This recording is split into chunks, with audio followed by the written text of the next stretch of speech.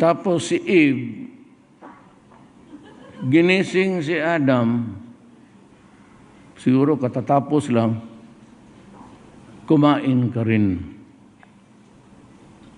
So kinain ni Adam. Then malice was born.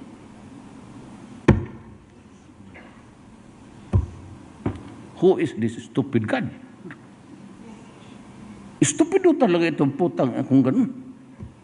You created something perfect, and then you think of an event that would tempt and destroy the quality of your work.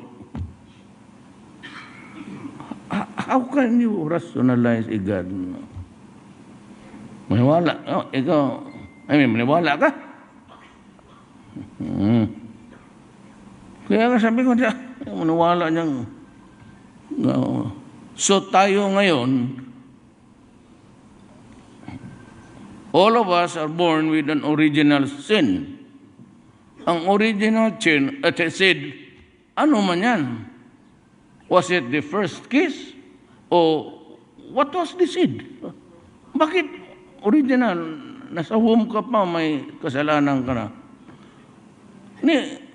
Tsuktsak mo lang yung nanay pati tatay mo, wala ka bang kasali? Tapos ngayon, may original sin ka.